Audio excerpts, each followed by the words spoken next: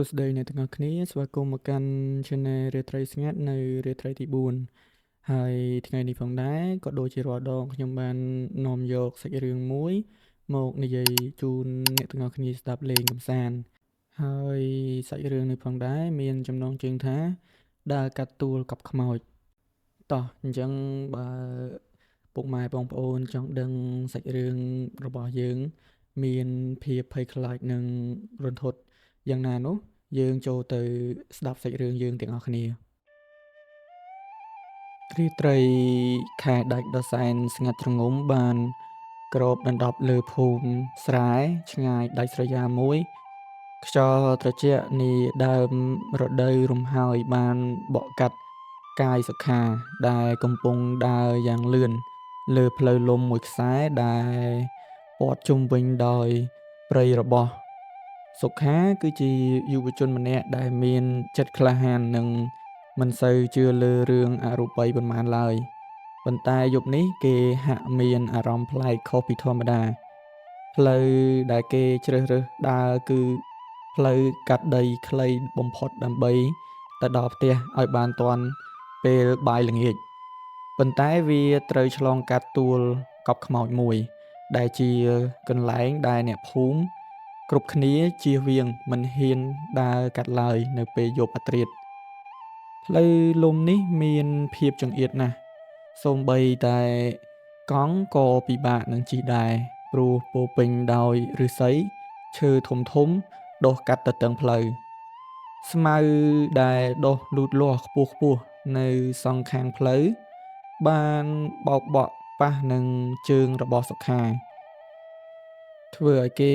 មានអារម្មណ៍ថារសើបរសើបដូចជាមានដៃអ្វីម្យ៉ាងចាប់អុសជើងគេចូលទៅក្នុងព្រៃស្មៅអញ្ចឹងដើមឈើធំៗដែលដុះនៅសងខាងផ្លូវមើលទៅហាក់ដូចជាបិសាចយក្សដែលកំពុងលើកដៃរង់ចាំចាប់យកព្រលឹងមនុស្សលោកដែលហ៊ានដើរចូលមកក្នុងដែនដីរបស់ពួកគេសំឡេងសត្វទីទុយយំលើមែកឈើដែលគ្មានស្លឹក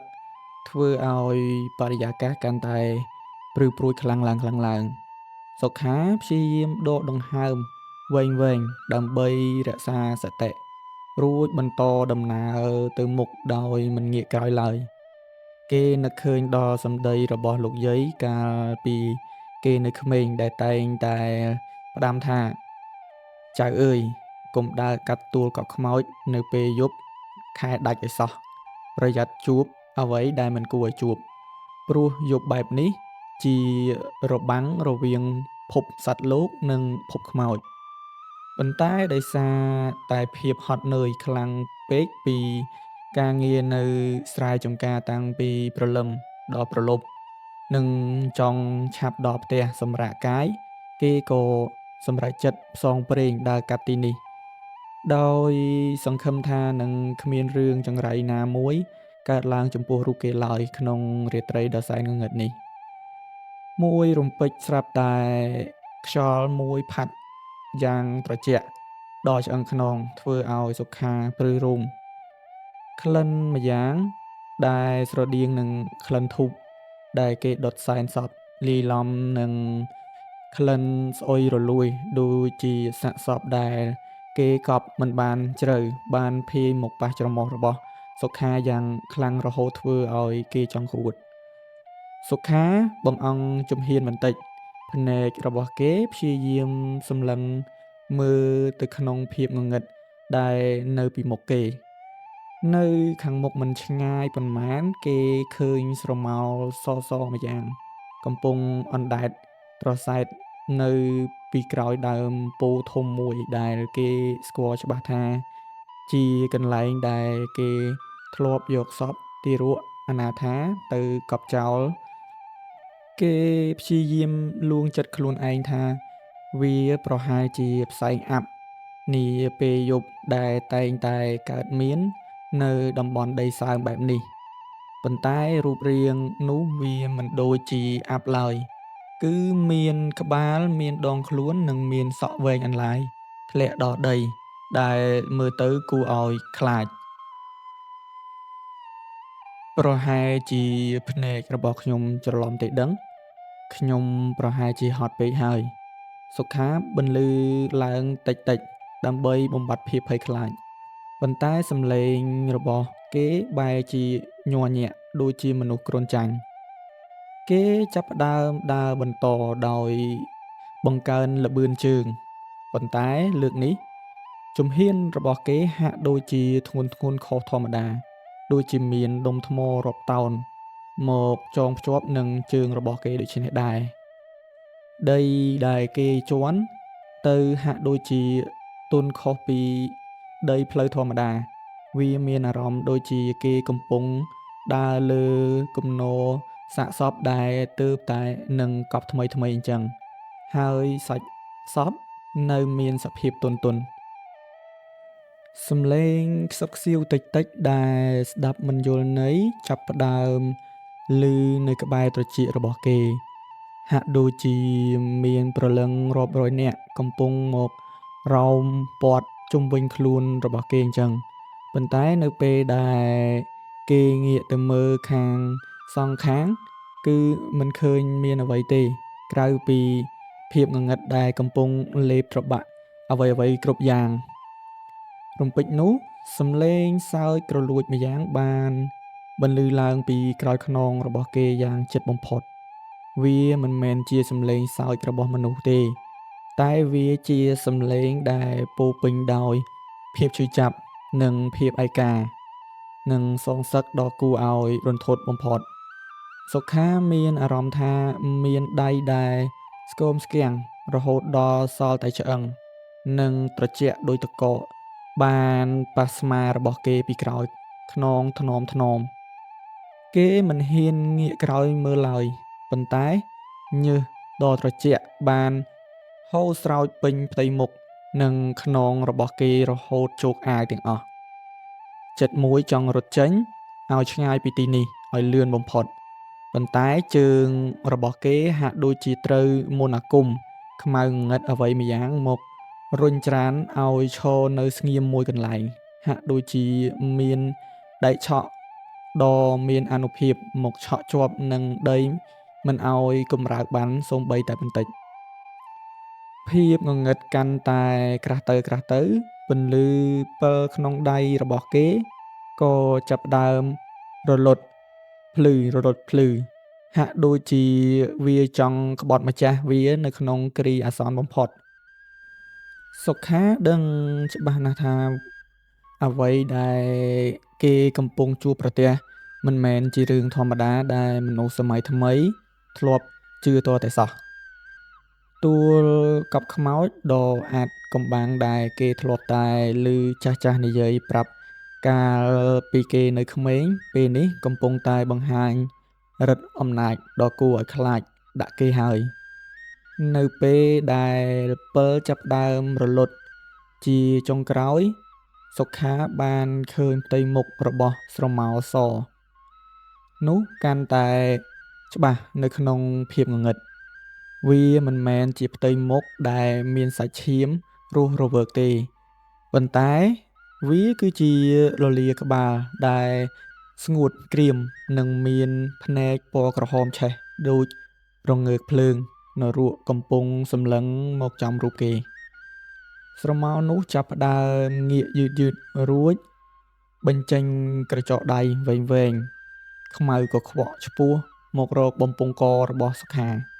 រួមជាមួយសំឡេងខ្សឹបៗដ៏តូចថាមកនៅជាមួយគ្នាទៅ សំឡេងដែលបន្លឺឡើងចេញពីលលាដ៍ក្បាលនោះ ធ្វើឲ្យសុខាស្ទើរតែគាំងបេះដូងស្លាប់នៅនឹងកន្លែង ក្រចកដៃវែងៗដែលខ្មៅកខ្វក់ដោយដីខ្មោចបានលូកមកប៉ះនឹងស្បែកករបស់គេ ដែលធ្វើឲ្យគេមានអារម្មណ៍ថាត្រជាក់ដូចទឹកកក សុខាចង់ស្រែកឲ្យគេជួយ ប៉ុន្តែបំពង់ករបស់គេហាក់ដូចជាមានអ្វីម្យ៉ាងមក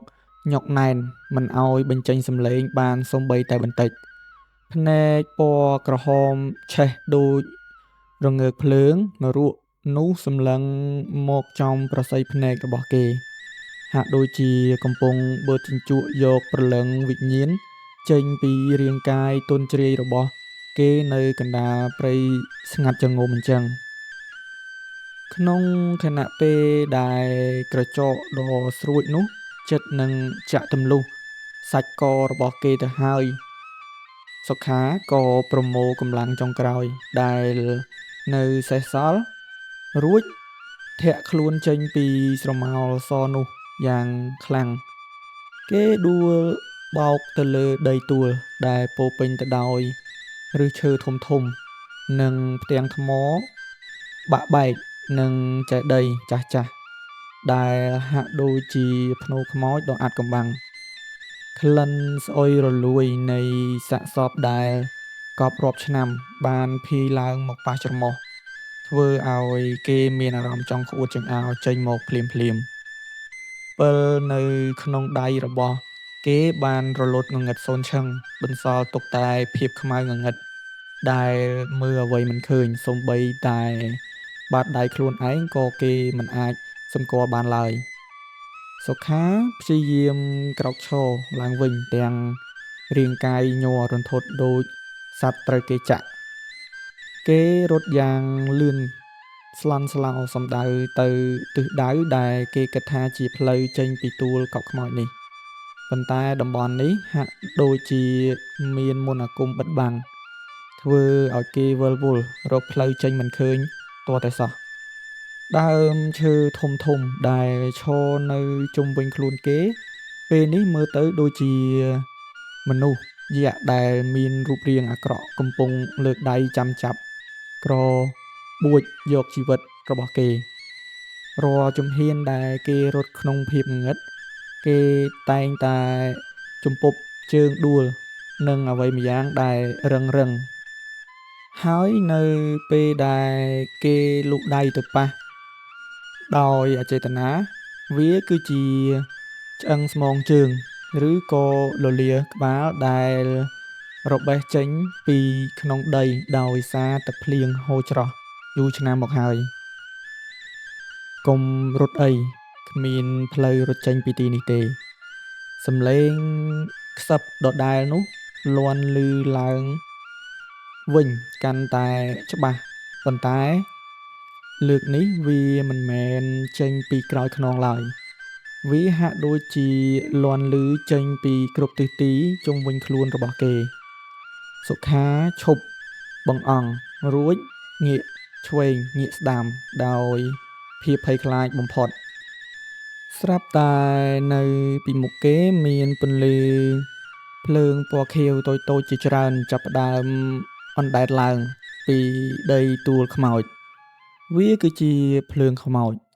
ដែលចាស់ៗតែងតែនិយាយប្រាប់ថាជាព្រលឹងអ្នកស្លាប់ដែលមិនទាន់ទៅចាប់ជាតិភ្លើងទាំងនោះចាប់ផ្ដើមដេញតាមគេយ៉ាងលឿនហើយរាងកាយរបស់សុខាចាប់ផ្ដើមមានអារម្មណ៍ថាធ្ងន់ទៅដូចជាមានមនុស្សរាប់សិបនាក់កំពុងតែមកតោងនៅលើស្មានិងខ្នងរបស់គេយ៉ាងធ្ងន់ ភាពភ័យខ្លាចបានរុញច្រានឲ្យគេរត់ចូលទៅក្នុងព្រៃក្រាស់ដែលនៅជាប់នឹងទួលនោះគេបានប្រទះឃើញខ្ទមចាស់មួយដែលបាក់បែកជញ្ជាំងស្ទើរអស់ទៅហើយមើលទៅដូចជាកន្លែងដែលគេធ្លាប់ទុកសម្រាកដាក់សាកសពកាលពីសម័យដើមដោយសារតែគ្មានជម្រើសនិងភាពតក់ស្លុតខ្លាំងពេកសុខាក៏សម្រេចចិត្ត រត់ចូលទៅក្នុងខ្ទមនោះ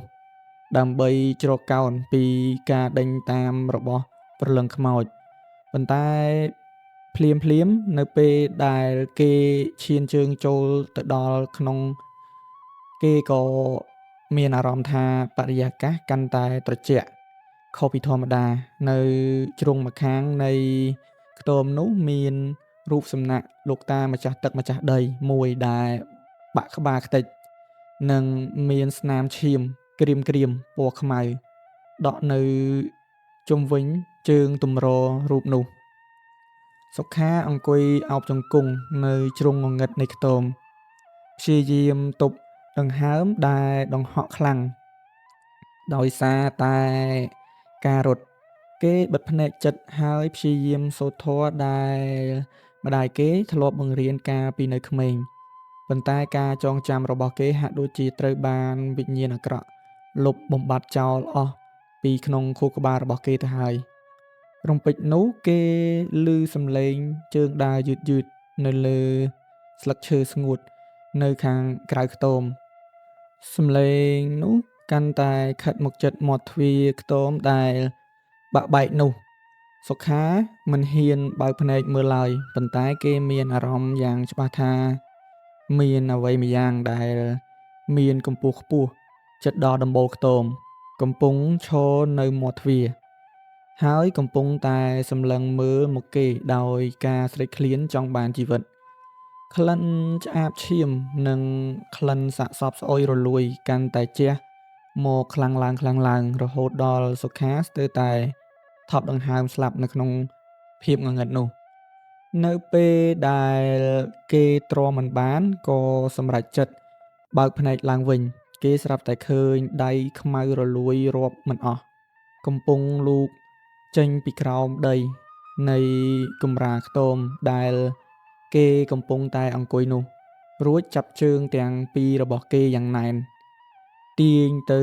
ក្រោមដីយ៉ាងសាហាវបំផុត សុខាស្រែកយំយ៉ាងខ្លាំងតាមដែលអាចធ្វើបាន ប៉ុន្តែហាក់ដូចជាគ្មានសំឡេងចេញពីបំពង់ករបស់គេទាល់តែសោះ វាដូចជាមានដៃដែលមើលមិនឃើញមកខ្ទប់មាត់គេមិនឲ្យបញ្ចេញសំឡេងទៅកាន់ពិភពខាងក្រៅ ភាពត្រជាក់នៃដៃខ្មៅរលួយរាប់មិនអស់ទាំងនោះបានចាក់ទម្លុះសាច់ជើងរបស់គេយ៉ាងជ្រៅរហូតដល់ឈាមហូរស្រោចលើកម្រាលឈើដែលពុកផុយក្នុងខ្ទមតូចនោះ ភាពត្រជាក់នេះបានជ្រាបចូលទៅក្នុងឆ្អឹងរបស់គេ ខណៈដែលខ្លួនប្រាណរបស់គេត្រូវបានទាញធ្លាក់ចូលទៅក្នុងប្រហោងងងឹតក្រោមខ្ទមបន្តិចម្ដង កម្លាំងទាញនោះខ្លាំងហួសពីការស្មាន ហាក់ដូចជាមានកម្លាំងបិសាចរាប់រយមកជួយអូសទាញរូបគេទៅកាន់ឋាននរកដ៏សែនឆ្ងាយដែលគ្មានពន្លឺព្រះអាទិត្យ ខណៈដែលដងខ្លួនពាក់កណ្ដាលរបស់គេបានលិចចូលទៅក្នុងដី សុខាបានព្យាយាមរើបំរាស់យ៉ាងប្រកាច់ប្រកិន រហូតដល់ក្រចកដៃរបស់គេរបើកហូរឈាមតាមចន្លោះឈើ ប៉ុន្តែវាមិនអាចជួយអ្វីបានឡើយ ព្រោះដីនៅខាងក្រោមនោះហាក់ដូចជាកំពុងរលាយក្លាយជាភក់ជ្រាំដ៏ស្អិតដែលកំពុងលេបត្របាក់រូបគេ ស្រមោលខ្ពស់ស្រឡះដែលឈរនៅមាត់ទ្វារនោះបានបោះជំហានចូលមកជិតគេយឺតៗ សំឡេងជើងរបស់វាដែលជាន់លើកម្រាលឈើបានបន្សូរឡើងគួរឲ្យព្រឺក្បាលបំផុត នៅក្រោមពន្លឺព្រះច័ន្ទដ៏ស្រអាប់ដែលចាំងចូលតាមចន្លោះដំបូលធ្លុះធ្លាយ សុខាបានឃើញរូបរាងពិតរបស់វាដែលគួរឲ្យខ្លាច វាគឺជាប្រេតដែលមានកម្ពស់ខ្ពស់រហូតដល់ដំបូលខ្ទម ស្បែករបស់វាខ្មៅស្រអាប់ស្រោបជាប់នឹងឆ្អឹងដែលលេចចេញមកខាងក្រៅ ក្បាលរបស់វាធំខុសពីធម្មតា សក់កញ្ជ្រោងដូចជាបន្លាដែក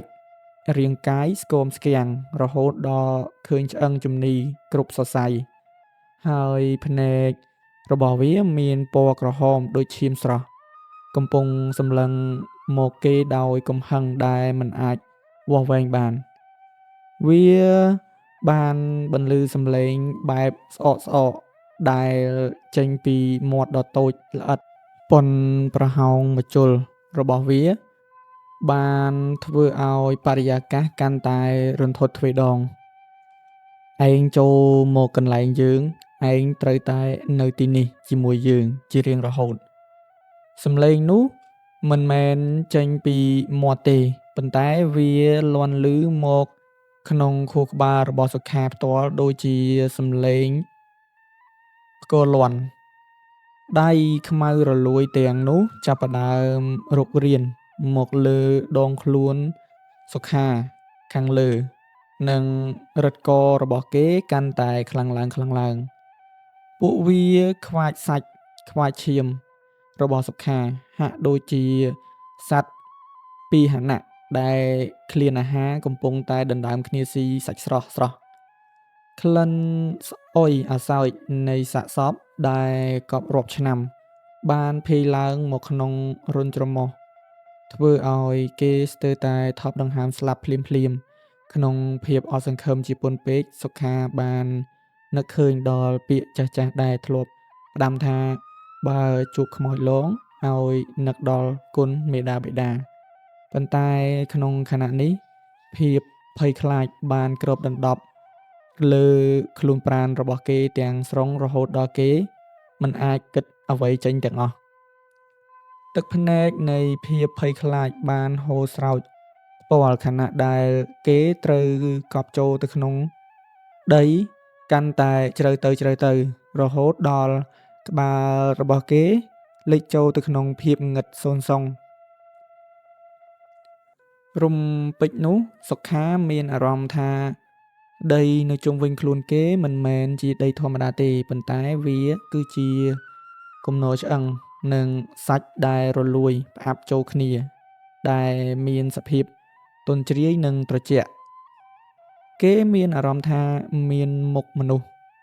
ស្លាប់ជាច្រើនកំពុងសម្លឹងមកគេពីក្នុងទីងងឹតក្រោមដី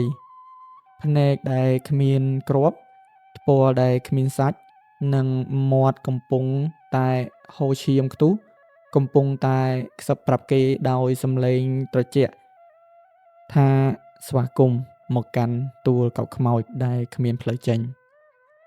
សុខាបានព្យាយាមរើបម្រាស់ជាលើកចុងក្រោយដោយ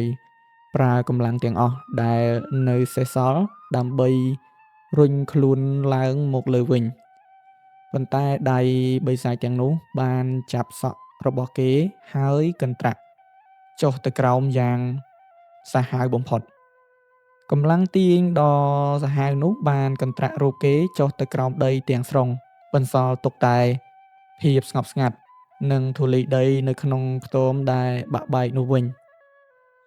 នៅក្រោមដីដ៏ជ្រៅដែលគ្មានពន្លឺថ្ងៃ សុខាមិនបានស្លាប់ភ្លាមៗនោះទេ ផ្ទុយទៅវិញ គេបានធ្លាក់ចូលទៅក្នុងផ្លូវក្រោមដីមួយដែលពោរពេញដោយវិញ្ញាណ អបាយមុខ និងក្លិនឈាម ទីងងឹតឈឹងមានតែពន្លឺពណ៌ខៀវស្រអាប់ ដែលភាយចេញពីសាកសព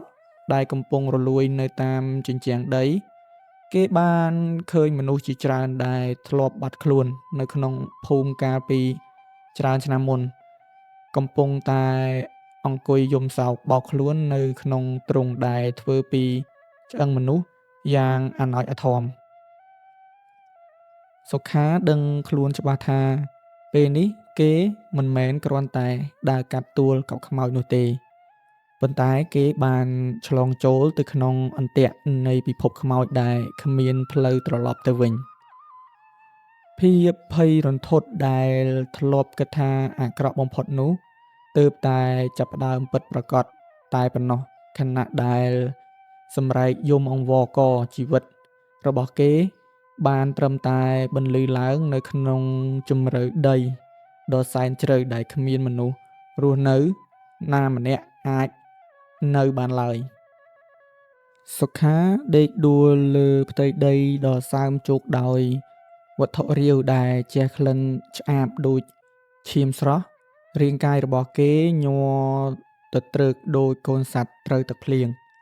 ខណៈដែលភ្នែកទាំងគូព្យាយាមសម្លឹងមើលទៅក្នុងភាពងងឹតនៃរូងដីដ៏ធំអស្ចារ្យនេះ នៅចំពោះមុខគេ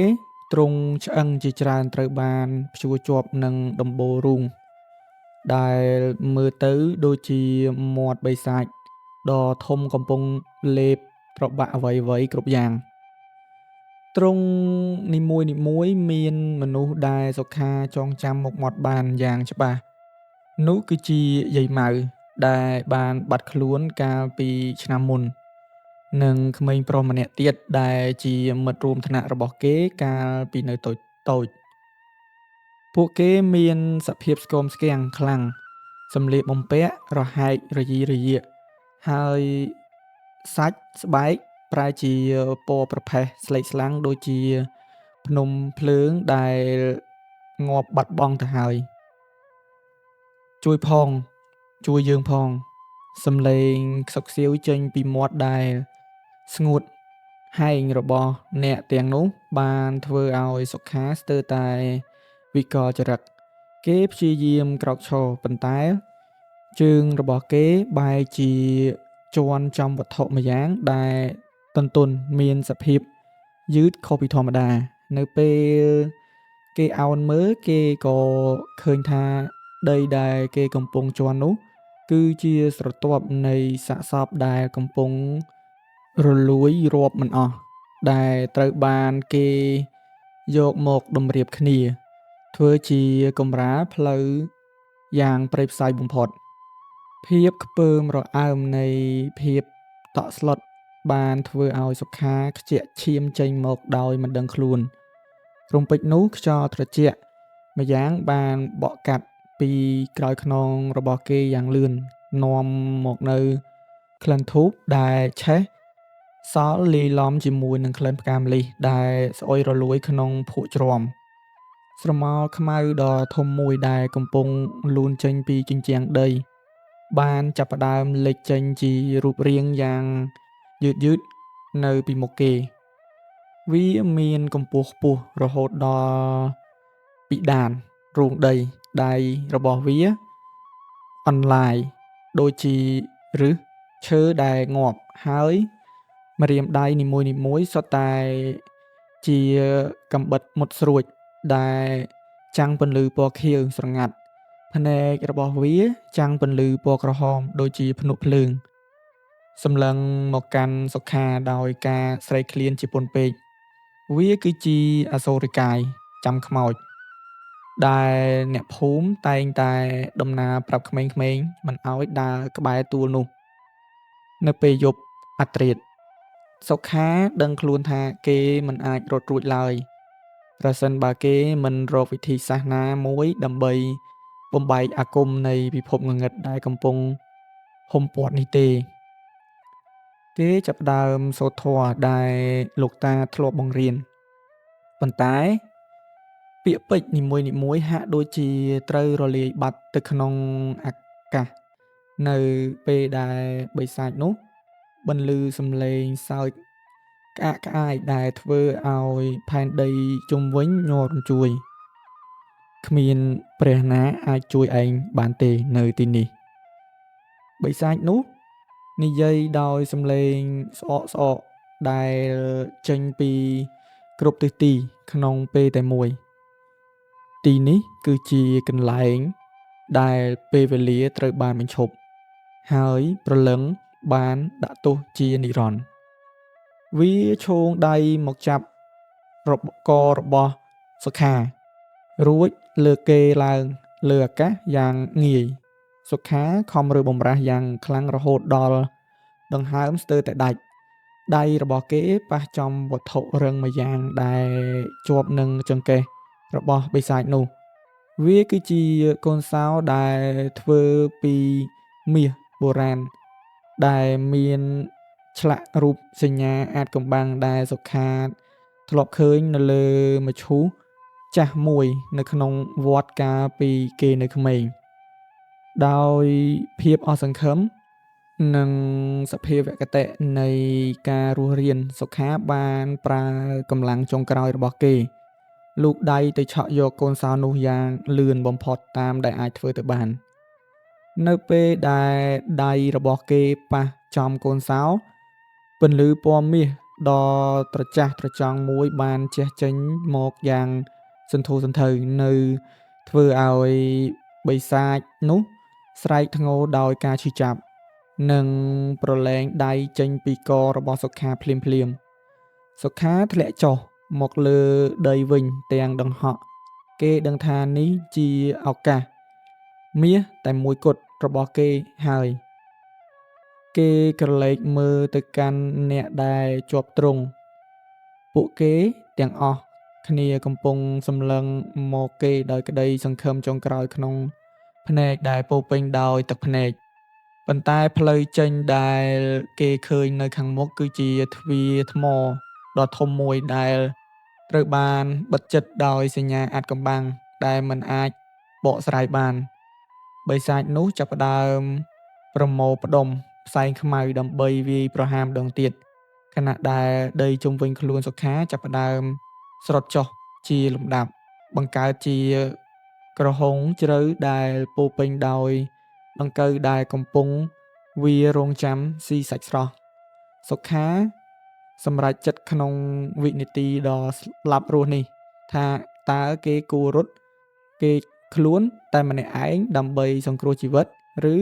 ក៏ត្រូវប្រថុយជីវិតដើម្បីជួយព្រលឹងដែលជាប់ឃុំឃាំងទាំងអស់នេះចេញទៅជាមួយគ្នា ទោះបីជាដឹងថាវាអាចនឹងធ្វើឲ្យគេបាត់បង់ជីវិត និងក្លាយជាខ្មោចយាមទ្រង់នេះជារៀងរហូតក៏ដោយ សុខាដកដង្ហើមញាប់ញ័រខ្លាំង ភ្នែកសម្លឹងមើលទៅក្រហមដង្កូវដ៏គួរឲ្យខ្ពើមរអើមដែលជិតនឹងលេបត្របាក់រូបគេទៅហើយ ក្នុងខណៈពេលដែលជើងរបស់គេកំពុងតែលិចចូលទៅក្នុងភក់ជ្រាំដ៏ស្អុយរលួយនោះ សម្រែកយំយ៉ាងឈឺចាប់នៃព្រលឹងខ្មោចជាច្រើនដែលជាប់ឃុំឃាំងក្នុងតំបន់ទួលនេះ អស់រាប់រយឆ្នាំបានធ្វើឲ្យសុខាមិនអាចបោះបង់ពួកគេបានឡើយ ភាពអាត្មានិយមចង់រស់រានមានជីវិតបានវាយប្រហារចិត្តរបស់គេ ប៉ុន្តែពន្លឺនៃសេចក្តីមេត្តាក៏បានរះឡើងក្នុងពេលដំណាលគ្នា គេបានសម្រេចចិត្តយ៉ាងដាច់អហង្ការថាគេនឹងមិនចាកចេញទៅតែម្នាក់ឯងឡើយ ទោះជាត្រូវស្លាប់នៅទីនេះក៏សុខាប្រើកម្លាំងចុងក្រោយលូកដៃដែលញ័រទៅត្រើកទៅប៉ះលើសញ្ញាអាថ៌កំបាំងនៅលើទ្វារថ្មដ៏ធំនោះ ខណៈដែលបិសាចកំណាចបានបញ្ចេញផ្សែងខ្មៅវាយប្រហារមកលើខ្នងរបស់គេយ៉ាងចាស់ដៃ បណ្ដាលឲ្យមានអារម្មណ៍ដូចជាមានដង្កាប់ដែកក្តៅៗមកចាក់ទម្លុះសាច់យ៉ាងព្រៃផ្សៃ ឈាមស្រស់ៗរបស់សុខាបានហូរចេញពីមុខរបួសដែលរលាកខ្លោច ហើយស្រក់ចុះទៅលើសញ្ញាអាថ៌កំបាំងដែលឆ្លាក់លើថ្មភក់បុរាណនោះ ភ្លាមៗនោះសញ្ញាដែលពីមុនមើលមិនយល់ក៏ចាប់ផ្ដើមជះពន្លឺពណ៌ក្រហមឆ្អៅដូចជាភ្លើងដែលកំពុងឆេះឆួលវិញ្ញាណដែលរងទុក្ខវេទនាទាំងឡាយ បានចាប់ផ្ដើមហោះហើរវីវក់ជុំវិញខ្លួនសុខា ដើម្បីបង្កើតជារបងការពារគេពីផ្សែងខ្មៅរបស់បិសាច ពួកគេបានផ្ដល់កម្លាំងចិត្តនិងថាមពលចុងក្រោយឲ្យសុខា ខណៈដែលដីជុំវិញកាន់តែស្រុតចុះខ្លាំងឡើង បង្កើតជាសំឡេងគ្រហឹមរំជួយដី សុខាមានអារម្មណ៍ថាវិញ្ញាណទាំងនោះកំពុងខ្សឹបប្រាប់អាថ៌កំបាំងនៃទ្វារថ្មនេះដ៏ត្រជាក់របស់គេ វាគឺជាច្រកទ្វាររវាងលោកីយ៍និងភពខ្មោចដែលត្រូវបានបិទដោយបណ្ដាសាឈាមតាំងពីបុរាណ ដើម្បីបើកវាបានគេត្រូវការឈាមរបស់មនុស្សដែលមានជីវិត និងបេះដូងដែលហ៊ានលះបង់ដោយមិនគិតពីខ្លួនឯង បិសាចដែលជាអ្នកយាមទួលនេះបានក្រហមយ៉ាងខ្លាំង សំឡេងរបស់វាធ្វើឲ្យដើមឈើធំៗជុំវិញនោះដួលរលំខ្ទេចខ្ទី វាមិនចង់ឲ្យនរណាម្នាក់រួចផុតពីការគ្រប់គ្រងរបស់វាឡើយ ឯងគិតថា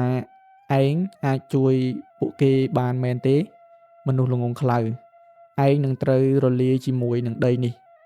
សំឡេងក្រហមរបស់វាបានបន្លឺឡើងនៅក្នុងខួរក្បាលរបស់សុខា ប៉ុន្តែសុខាមិនបានតបតឡើយ គេបានប្រើកម្លាំងដែលនៅសេសសល់សង្កត់បាតដៃលើទ្វារថ្ម រួចសូត្រពាក្យដែលគេហាក់ដូចជាធ្លាប់ស្គាល់តាំងពីជាតិមុនៗមកអញ្ចឹង ពន្លឺពណ៌សដ៏ខ្លាំងមួយបានជះចេញពីចន្លោះទ្វារថ្មដែលកំពុង បើកបន្តិចម្ដងៗធ្វើឲ្យបិសាចនោះត្រូវថយក្រោយទាំងស្រែកឈឺចាប់ដីដែលកំពុងតែស្រុតក៏ស្រាប់តែឈប់មានចលនាភ្លាមៗប៉ុន្តែអ្វីដែលគួរឲ្យរន្ធត់បំផុតនោះគឺនៅពេលដែលទ្វារថ្មបើកកាន់តែធំវាក៏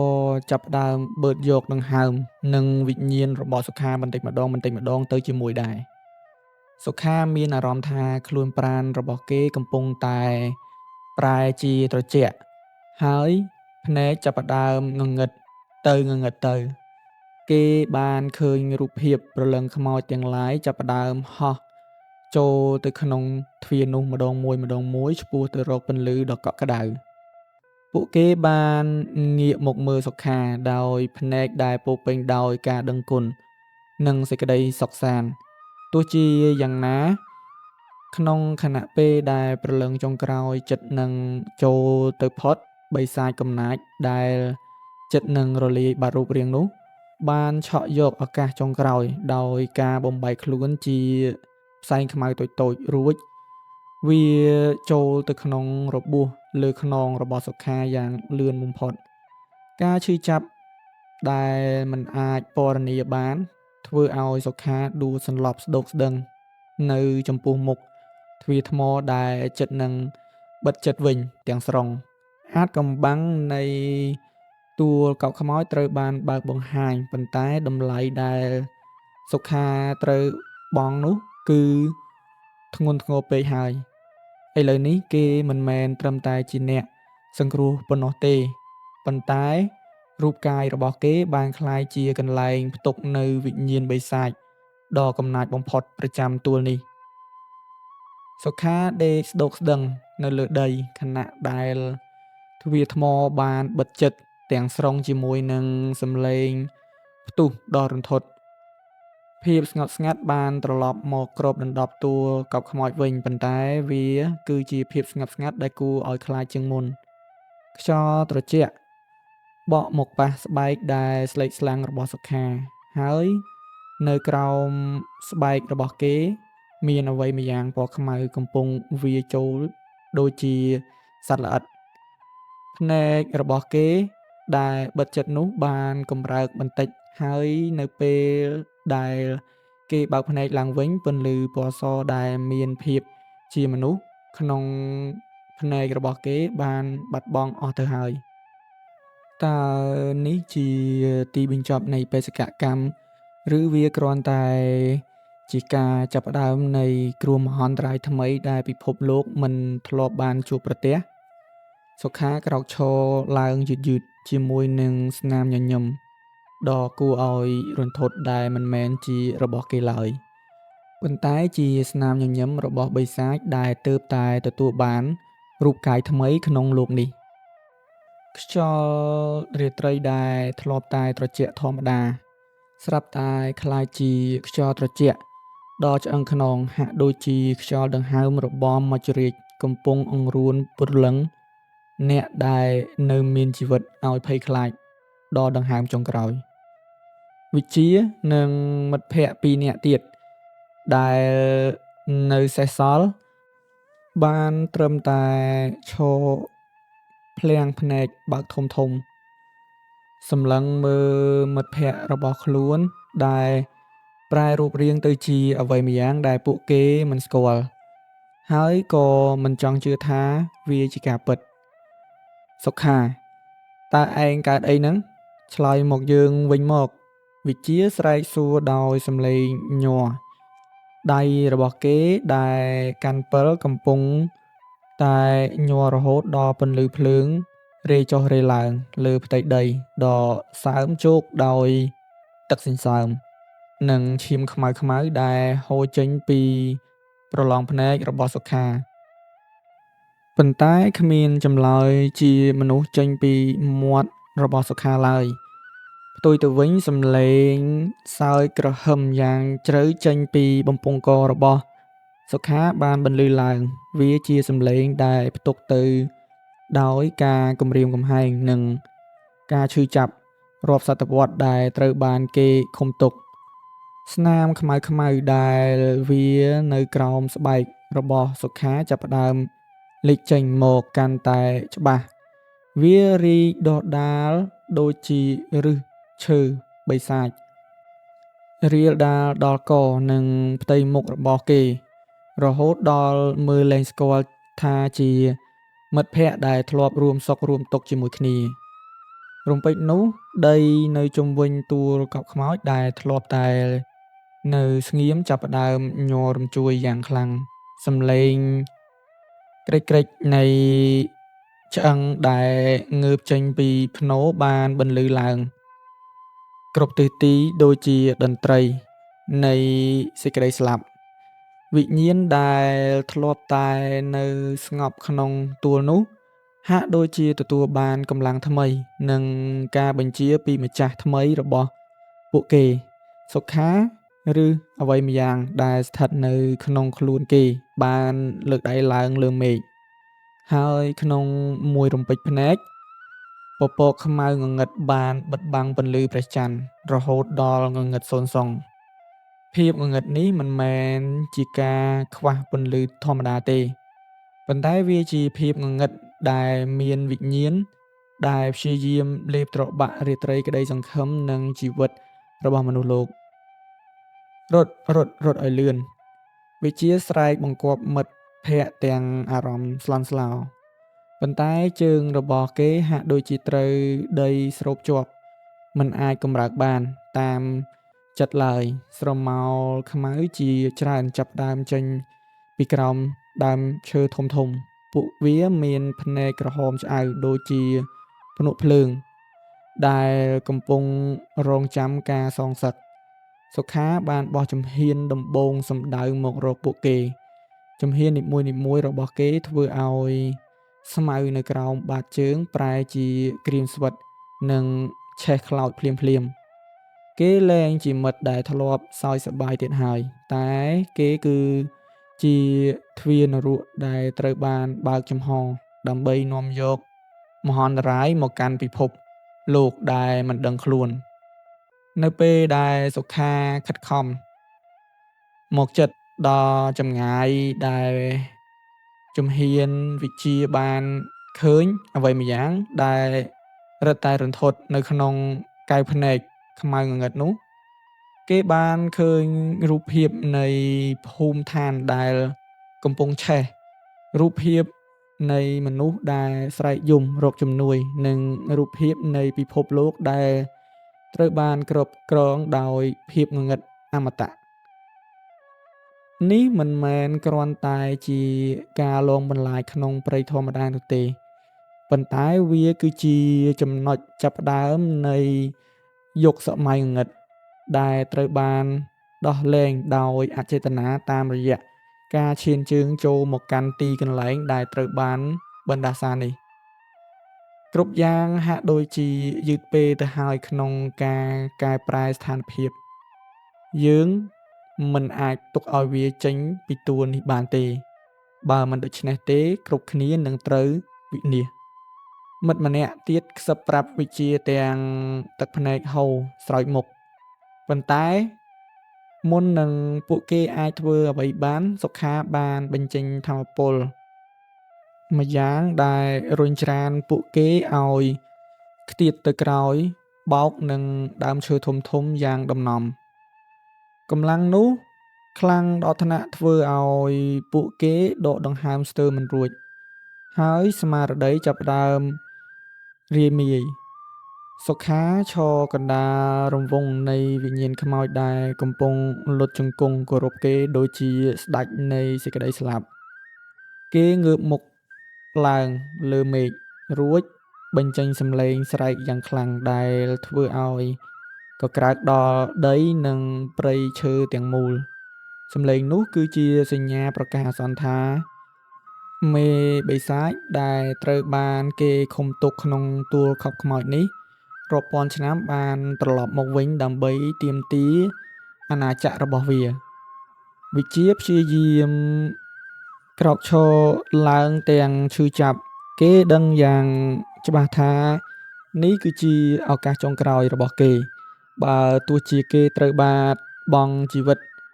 នៅទីនេះ ក៏គេត្រូវតែរកវិធីបញ្ឈប់បិសាចនៅក្នុងខ្លួនមិត្តរបស់គេឲ្យបាន មុនពេលដែលពន្លឺថ្ងៃស្អែកមិនអាចរះ សុខាចាប់ផ្ដើមដើរយឺតៗចេញពីទួលកប់ខ្មោច សំដៅទៅរកភូមិដែលនៅជិតបំផុត ដោយមានកងទ័ពព្រលឹងខ្មោចដើរតាមពីក្រោយយ៉ាងស្ងៀមស្ងាត់ ផ្លូវដែលគេដើរកាត់ក្លាយជាផ្លូវនៃសេចក្ដីស្លាប់ដែលគ្មានអ្វីអាចរស់រានមានជីវិតបានឡើយ ហើយពិភពលោកទាំងមូលកំពុងតែស្ថិតក្នុងគ្រោះថ្នាក់បំផុត ប៉ុន្តែនៅក្នុងចិត្តរបស់វិជ្ជាគ្មានអ្វីសំខាន់ជាងការសង្គ្រោះមិត្តសម្លាញ់ និងការបញ្ឈប់មហន្តរាយនេះឡើយ ឈាមដែលហូរស្រក់ពីថ្ងាសចូលក្នុងភ្នែករបស់គេ បានធ្វើឲ្យអ្វីៗគ្រប់យ៉ាងមើលទៅមានពណ៌ក្រហមឆ្អៅ ដូចទៅនឹងមេឃនាពេលរាត្រីដែលកំពុងត្រូវបានគ្របដណ្ដប់ដោយអំណាចងងឹត វិជ្ជាដកដង្ហើមដង្ហក់ដៃដែលញ័រទទ្រើករបស់គេបានលូកចូលទៅក្នុងអាវ រាវរកវត្ថុម្យ៉ាងដែលជីតារបស់គេធ្លាប់បានប្រគល់ឲ្យមុនពេលលោកចែកឋានទៅ វាគឺជាខ្សែសូត្រពណ៌ក្រហមដែលមានដោតជាប់នៅដុំថ្មភ្នែកខ្លាបុរាណ ដែលជាកេរដំណែលតាំងពីសម័យបុរាណសម្រាប់ការពារ និងបង្ក្រាបវិញ្ញាណអាក្រក់ នៅពីមុខគេ សុខាកំពុងបោះជំហានទៅមុខដោយឫទ្ធិអំណាចដ៏គួរឲ្យខ្លាច រាល់ជំហានដែលគេដើរកាត់ស្មៅនិងរុក្ខជាតិទាំងឡាយបានប្រែជាខ្មៅក្រៀមស្វិតភ្លាមៗ កងទ័ពព្រលឹងខ្មោចដែលមានភាពរជីរយាក ខ្លះគ្មានក្បាល ខ្លះដើរអូសជើង និងខ្លះទៀតហោះអណ្ដែតលើអាកាស បានបញ្ចេញសំឡេងធ្ងរយំសោកលាយឡំនឹងក្លិនស្អុយរលួយដែលជះសាយភាយពេញអាកាសធាតុ ពួកវាហាក់បីដូចជាកំពុងរង់ចាំបញ្ជាឲ្យចូលទៅហែកស៊ីសាច់អ្នកភូមិដែលកំពុងដេកលក់ក្នុងសុបិនដ៏សុខសាន្ត ដោយមិនដឹងថាវិញ្ញាណនៃសេចក្ដីស្លាប់កំពុងមកដល់មាត់ទ្វារផ្ទះរបស់ពួកគេឡើយ សុខាឈប់ភ្លាម វិជ្ជាស្រែកឡើងដោយប្រើកម្លាំងចុងក្រោយ សំឡេងរបស់គេបានធ្វើឲ្យសុខាដែលត្រូវបានបិសាចគ្រប់គ្រងនោះងាកមកក្រោយយឺតៗ ភ្នែករបស់សុខាមិនមែនជាភ្នែកមនុស្សទៀតទេ ប៉ុន្តែវាគឺជាដួងភ្នែកពណ៌ឈាមដែលឆេះរោលរាលដោយភ្លើងកំហឹង ឯងនៅតែមិនព្រមបោះបង់ទៀតឬ? សំឡេងគ្រហឹមដែលចេញពីមាត់សុខាបន្លឺឡើងដូចជាសំឡេងមកពីជម្រៅនៃឋាននរក មិត្តរបស់ឯងស្លាប់បាត់ហើយ ឥឡូវនេះមានតែយើង និងកងទ័ពនៃភាពងងឹតដែលនឹងគ្រប់គ្រងលោកីយ៍នេះ វិជ្ជាមិនតបនឹងសម្ដីអ្នកណាម្នាក់ងាយនោះទេ ប៉ុន្តែគេបានចាប់ផ្ដើមសូត្រមន្តបុរាណដែលជីតាគេធ្លាប់បង្រៀន គេយកកាំបិតតូចមួយឆូតបាតដៃខ្លួនឯង រួចយកឈាមស្រក់ទៅលើដុំថ្មភ្នែកខ្លា ភ្លាមៗនោះ ពន្លឺពណ៌មាសចិញ្ចាចបានជះចេញពីដុំថ្ម បង្កើតជាកម្លាំងរលកធាតុអាកាសដ៏ខ្លាំងក្លា បោកបក់ទៅលើកងទ័ពខ្មោចឲ្យខ្ចាត់ខ្ចាយម្ដងមួយៗ សុខាស្រែកធ្ងរដោយការឈឺចាប់ នៅពេលដែលពន្លឺនោះប៉ះនឹងខ្លួនប្រាណរបស់គេ វិជ្ជាប្រឹងរំកិលខ្លួនទៅជិត រួចលោតទៅឱបមិត្តសម្លាញ់ពីក្រោយ ហើយបំពាក់ខ្សែសូត្រពណ៌ក្រហមនោះ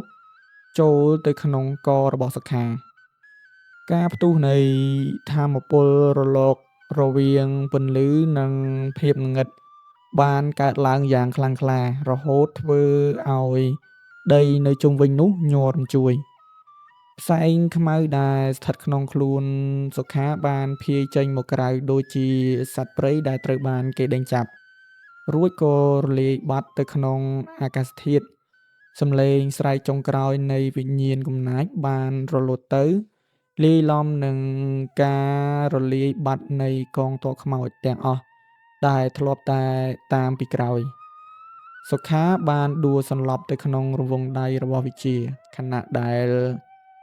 ពន្លឺមាសសន្សឹមៗរលាយបាត់ទៅវិញ បន្សល់ទុកតែភាពស្ងប់ស្ងាត់ដ៏ត្រជាក់ត្រជុំនៃពេលព្រឹក ព្រះអាទិត្យចាប់ផ្ដើមបញ្ចេញរស្មីពណ៌មាសនៅជើងមេឃ ដេញតាមស្រមោលនៃភាព